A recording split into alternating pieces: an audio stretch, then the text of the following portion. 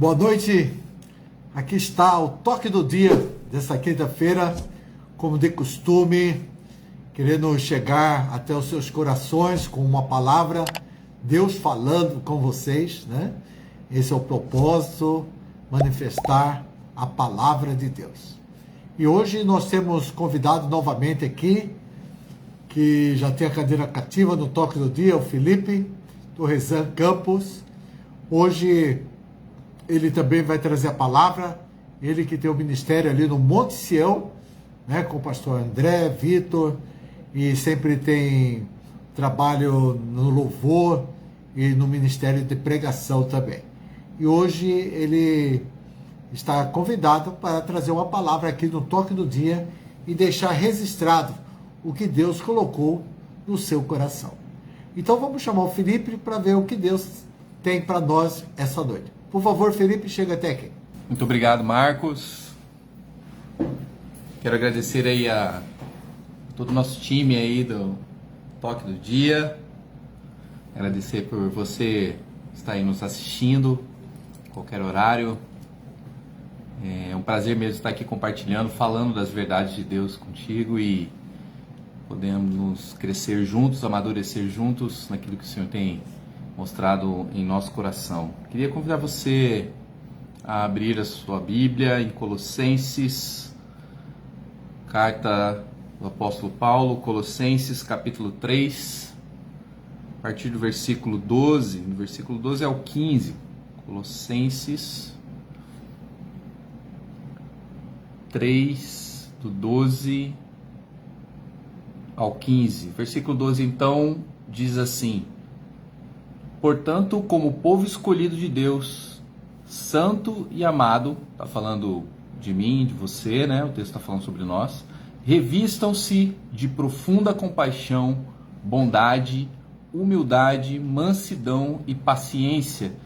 E agora ouça o versículo 13. Suportem-se uns aos outros e perdoem as queixas que tiverem uns contra os outros. Perdoem como o Senhor lhes perdoou.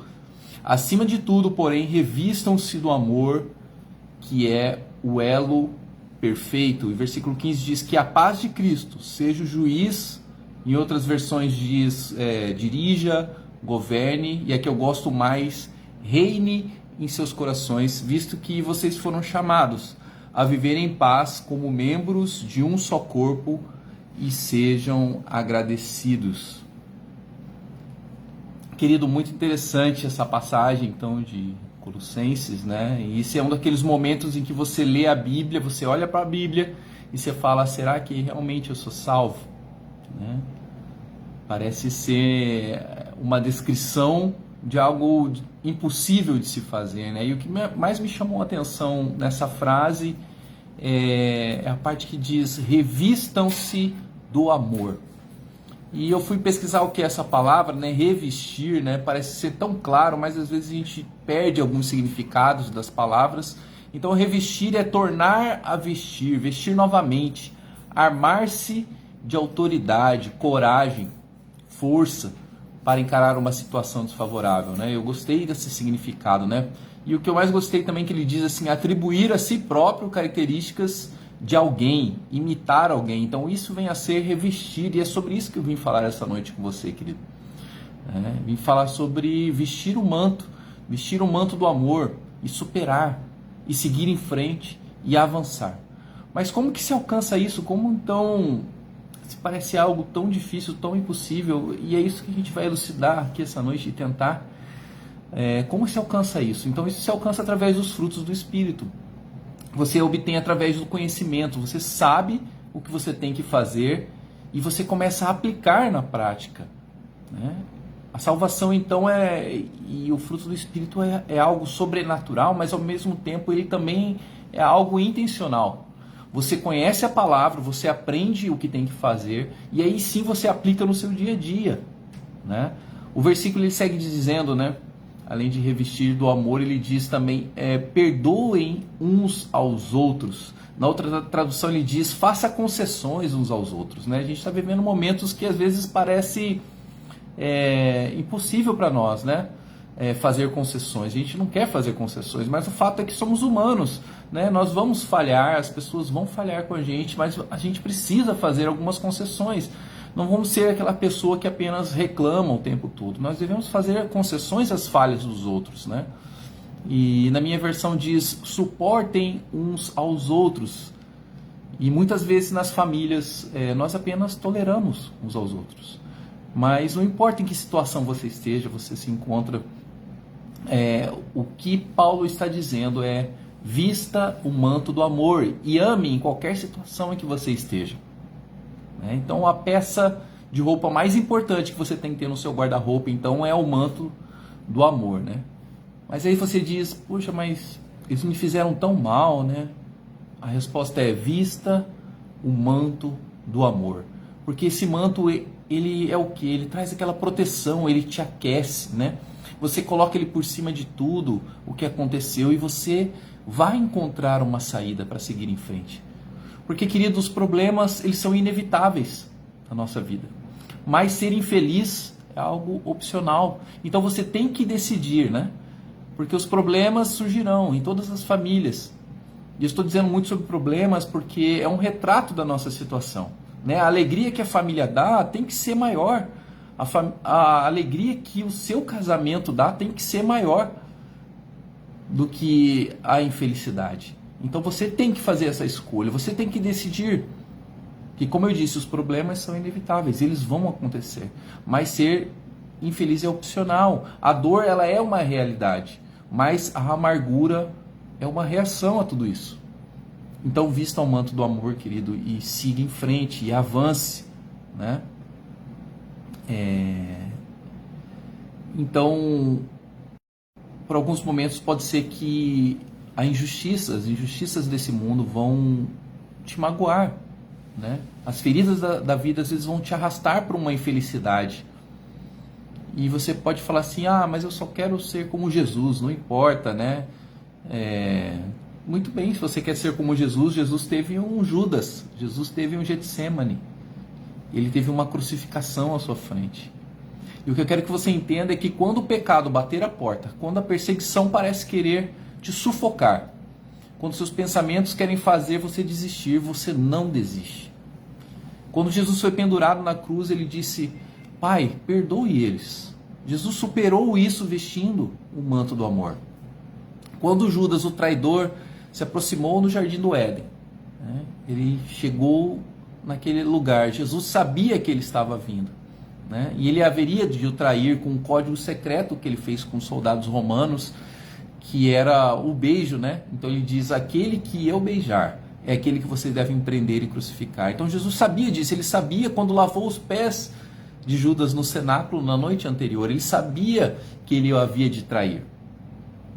E quando ele estava no jardim orando ali no Getsemane, ele ouviu ele chegando com os soldados, e Jesus se levantou, e mesmo sabendo de tudo isso, ele levantou, beijou-o na face e falou: amigo. Então a gente precisa entender que quando as coisas nos machucam é porque estamos nos aproximando mais do ponto para o qual Deus nos chamou. Você está chegando naquela encruzilhada, naquele momento de escolha, em que você precisa tomar uma decisão. Judas foi então a chave para Jesus chegar até a cruz, mas Jesus o beijou e o chamou de amigo. Então nós temos vários exemplos assim na Bíblia, assim como José, que em relação aos seus irmãos que o machucaram tanto, sua própria família, ele disse: vocês tiraram a minha túnica, o meu manto de muitas cores, mas eu escolhi colocar a túnica do amor sobre tudo isso, o manto do amor. Vocês fizeram tudo isso para o meu mal, mas eu vou beijar isso, eu vou chamar de amigo e eu vou seguir em frente. E a Bíblia diz que José chorou por eles, o beijou e chorou por eles. Então quando você chegar nesse momento, o que você simplesmente deve fazer é beijá-lo, chamar de amigo essa situação, Porque todas as coisas cooperam para o bem daqueles que amam a Deus segundo o seu propósito. Por que então que eu vou permitir que a amargura tome conta e destrua a minha vida, sendo uma pessoa infeliz, mesquinha, raivosa? Não vale a pena. Então, quando Jesus foi pendurado na cruz, ele mostrou que você pode fazer isso. Você pode beijar e chamar de amigo. Existem situações como que aconteceu com o povo de Israel, né? No Egito, né? Naquela situação em que eles estavam como escravos ali, muito tempo morando no Egito, né? A Bíblia diz que eles comeram a refeição pascal ainda no Egito, na noite anterior à sua saída. E junto com essa refeição pascal, era servido um acompanhamento, né, com essa refeição, que era chamado de ervas amargas. Querido, e se você segue o Cordeiro já por algum tempo, você sabe, mais cedo ou mais tarde você receberá um acompanhamento de ervas amargas na sua vida. Se você é casado por algum tempo, você sabe que é maravilhoso, é fantástico, não há vida melhor, mais cedo ou mais tarde você receberá um acompanhamento de ervas amargas. Aquela situação espinhosa em que o casamento às vezes vai te colocar. Né? Mais cedo ou mais tarde o inimigo vai entrar na sua família e vai falar assim, olha, tenho aqui esse pedido para entrega aqui, né? E você vai pegar lá, é uma erva amarga para sua família, chegando. E é nesse momento que você tem que tomar uma decisão. Você pode tentar pegar essas ervas amargas e tentar comê-las e se alimentar delas sozinho, sem mais nada. Ou misturá-las com a doce e suculenta carne do Cordeiro. Comer e dizer, isso não vai me deixar amargurado, vai me deixar melhor pela graça de Deus. E no final eu sei que isso me levará ao meu lugar de destino, assim como aconteceu com Jesus. Então, na verdade, tudo isso vai te deixar ainda mais forte, vai te deixar melhor. Quando você recebe esse acompanhamento amargo, essa situação amarga na sua vida, algo ruim acontece, e é disso que eu estou falando, quando a raiva toma conta do seu espírito, você tem que tomar uma decisão, e o remédio para tudo isso é misturar o prato amargo dessa situação com o doce Cordeiro de Deus. Aleluia! Efésios capítulo 4, versículo 26, diz assim, muito conhecido esse versículo, irai-vos e não pequeis. Quantos momentos de ira são essas ervas amargas na nossa vida, né? Então não deixe que a ira entre na sua casa e destrua todos os seus relacionamentos, porque você não conseguiu superar o que alguém fez com você, né? Efésios capítulo 4, no versículo 27, logo ele segue falando para que você não dê lugar ao diabo. E essa palavra no grego literalmente quer dizer território, terra.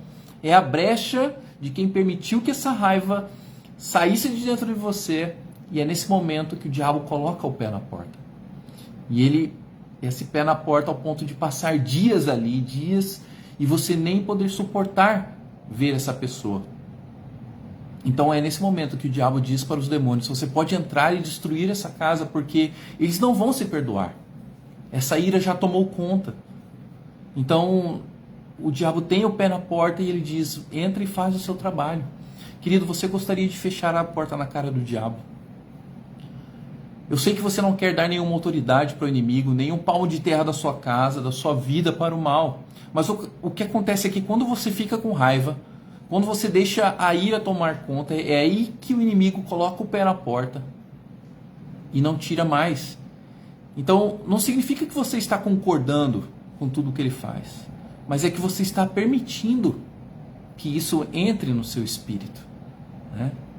Tem um ditado popular que é muito interessante, que diz que o ressentimento, a raiz de amargura, é como tomar um pouco de veneno todos os dias, esperar que outra pessoa morra. Então, duas coisas, à luz da palavra, você pode fazer para combater a raiz de amargura. Segundo a palavra, para você vestir o manto do amor, para você seguir em frente, você tem que combater a ira, você tem que combater as ervas amargas, você tem que acabar com o ressentimento. E tudo isso você vence com o perdão. Então, a primeira coisa para você acabar com a raiz de amargura, o que a raiz então precisa para sobreviver?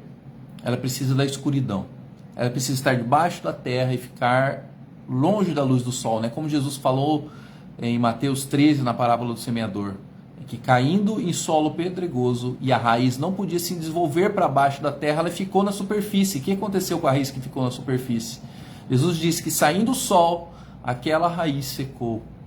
Então, guardar a raiz de amargura na escuridão, sem compartilhar ou pedir ajuda, permite então que essa raiz cresça. Então, trazer à luz não somente oração a Deus, mas compartilhando com pessoas maduras espiritualmente. Então, o que você vai fazer? Compartilhar, conversar com pessoas maduras. Isso vai fazer com que a raiz de amargura seque, que o problema acabe. Né? A segunda atitude que você tem que tomar para acabar com a raiz de amargura: você deve parar de alimentar essa raiz com autocomiseração, com pena de si mesmo, pena de si próprio. Né? Você deve perdoar, colocar o seu manto e seguir em frente. E Jesus alertou que quem não perdoa fica espiritualmente preso, né? Sujeito a torturas espirituais. É pesado falar isso, mas está na Bíblia, querida. A parábola do servo impiedoso, Mateus 18, depois você pode ler com calma. Jesus diz que a pessoa que não perdoa fica sujeita a torturas espirituais na mão do inimigo. Então você precisa tomar uma atitude hoje de perdoar, de vestir o manto do amor. Porque isso vai te causar doenças emocionais e até mesmo físicas. Portanto, perdoar não é apenas libertar ou liberar perdão para quem te feriu, mas também é proteger o seu coração e da sua família da brecha do inimigo.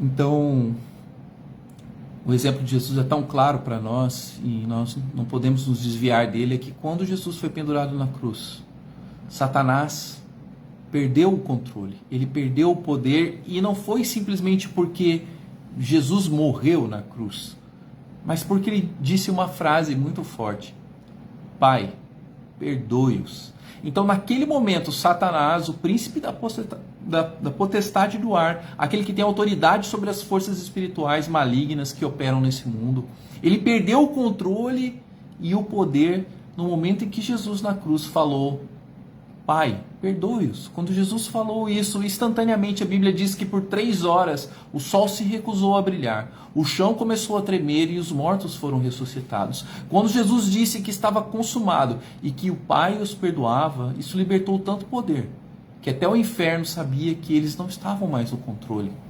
O diabo sabia que perdeu o controle e o poder. O diabo já não podia mais controlar o ar, ele não podia mais controlar o sol, não podia mais controlar a terra. O inferno, ele não podia controlar a morte na presença do perdão, querido. Então isso é vestir o manto no amor, é perdoar, é vestir outra vez, é proteger o seu coração, proteger o coração da sua família. Então você quer que o inimigo perca o controle da sua casa, da sua família, do seu casamento, você precisa liberar o perdão, e o pé de Satanás é arrancado da porta nesse momento, e você aí pode fechar a porta na cara dele. Seus demônios têm que ir embora porque eles falam: eu não conheço esse lugar, eu não tenho mais autoridade sobre esse território. E é sobre isso que Paulo estava falando ali em Efésios, sobre você ter controle, irar, mas não pecar. Então, queridos, por quantos momentos, por quantos dias, por quantos anos esse momento de raiva, de não perdão, de amargura, de raiz de amargura vai continuar controlando a sua vida, vai continuar controlando a vida da sua família? Você precisa mostrar que nós somos diferentes, que nós perdoamos, que nós amamos, que nós nos importamos. Esse é o novo significado de família para você. Não porque todos na sua família serão perfeitos, mas significa que você ainda os ama. Significa que eu ainda me importo com a minha família, que eu ainda os amo, que eu ainda quero eles por perto, porque eu ainda quero eles na minha vida. E por quantas desculpas às vezes nós temos, né, para falar por estar desanimado, por achar que a pessoa não mereça perdão e tudo mais, né? Alguns momentos parece que nós temos o direito de ficar irados com alguém, né, porque essa pessoa nos desapontou ou nos deixou triste, né? Então, no livro de Atos, capítulo 1, né, nós temos um momento interessante, porque nós temos o momento da votação, né, de quem seria o 12º apóstolo, né? Os discípulos estão reunidos ali, então nós temos 2 homens naquele momento, dos quais eles seriam escolhidos para ser esse novo apóstolo, e o nome deles na Bíblia diz ali que é Matias e Barsabás, né? Para você entender então a importância, né? Apocalipse diz que quando a gente chegar nos céus, a Nova Jerusalém ela vai ter 12 andares, né? E E cada andar desse é feito com uma pedra preciosa e tem o nome de cada um dos apóstolos gravado nela, né? Então você pode imaginar comigo, em certo momento, um anjo com um cinzel, um martelo, né? E removendo o nome de Judas, né? Que tinha traído e se matado, traído a Jesus. Removendo o nome de Judas de um desses andares do céu, né? E aguardando saber essa decisão, de nome de quem que ele vai escrever, né? De Matias ou Barsabás, né? E a Bíblia diz que Matias foi o eleito, né? Quanta alegria e satisfação naquele momento. Mas espera um pouco, e Barsabás? Ele tinha total direito de ficar chateado por isso ter acontecido com ele. Ele tinha total direito de ficar amargurado por não ter sido escolhido, por ter sido deixado de lado e não ter seu nome ali no céu. Talvez ele nem sabia ainda, mas com certeza não estava buscando isso. Mas ele teria todos os motivos para se chatear, para ficar amargurado, né? Então, e como que fica então a situação de Barsabás? Você até agora, a gente mal conhece esse personagem na Bíblia, não tem muito relato sobre ele, né? Ele tinha todos os motivos para ficar irado, né? Mas o que ele fez? Ele, veja como funciona a mente de um homem de Deus, né? Ele disse, eu não vou ficar amargurado com isso, sabe? Eu vou parabenizar Matias, é para o reino de Deus, eu vou pegar essa situação, vou beijá-la, vou chamá-la de amigo, vou vestir o meu manto do amor e vou seguir em frente, né? Ele estava desapontado, com certeza poderia até ter ficado irado, mas a Bíblia não diz nada sobre ele pecar, porque a história diz que ele segue ali como um bispo em Jerusalém, pregando e anunciando a palavra de Deus, né? Então Barsabás resolve então apoiar Matias, né? Porque ele tinha certeza, ele falou, Deus vai cuidar de mim se eu realmente confiar nele. E a pergunta que eu deixo para você, você confia no que Deus está fazendo? Você confia no que Deus está fazendo na sua vida, né? A história diz que Barsabás continuou seu ministério, fazendo obras santas, salvando vidas. Ele se tornou-se o bispo numa igreja em Jerusalém, no sul de Jerusalém, mais para frente. O seu dom então abriu espaço para ele. O seu dom não foi enterrado por causa de uma escolha ou porque ele foi rejeitado aos olhos humanos. Ele resolveu, né, receber de Deus o manto do amor e seguir em frente. Quantas vezes nós precisamos ter esse espírito mais amável? Você vai poder realmente dizer, eu sei que todas as coisas cooperam para o bem daqueles que são chamados segundo o seu propósito. Você vai entender que mesmo em meio à rejeição, Deus vai falar, eu te escolhi, eu vou continuar te usando. E isso cabe a cada um de nós fazer todos os dias essa escolha. Então, essa noite, querido, eu queria convidar você a vestir o manto do amor, né? Porque Deus quer renovar a nossa identidade como filhos amados, que já não se iram mais, que já não passam à frente esse estado de ira, de raiva e pecado para frente, mas nós quebramos esse pecado geracional. Então nós escolhemos, como filhos amados dele, a quebrar esse ciclo de raiva e sem perdão. Nós resolvemos vestir o manto e seguir em frente. Esse é o chamado, querido. Ele está te chamando para viver um novo propósito, para viver o inédito de Deus, né? Então o amor e o perdão, eles vão ter que caminhar juntos. E você vai colocar isso sobre os seus ombros e vai seguir em frente, né? Que isso vai trazer o reino de Deus sobre a sua casa, sobre a sua família, para a sua comunidade, para a sua igreja local. E isso quebrará todas as intenções então do inimigo que vem atentar contra a sua família, querido. Eu queria orar por você. Senhor Deus, que o Senhor venha mesmo fazer com que essa palavra prospere no coração do meu amigo, minha amiga que assiste essa mensagem. Que eles possam ser mesmo impactados, Senhor, por esse chamado do apóstolo Paulo a nos vestirmos com o manto do amor. Perdoar, seguir em frente, não deixar com que a ira tome conta do nosso coração.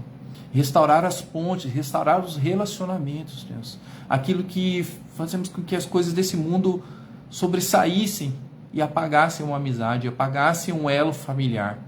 Então, Deus, eu declaro a restauração sobre as casas, a restauração sobre as famílias, Deus. Que essa pessoa que está assistindo agora possa fazer essa oração comigo, restaurando, vestindo o manto do amor para seguir em frente, perdoando, vivendo em amor,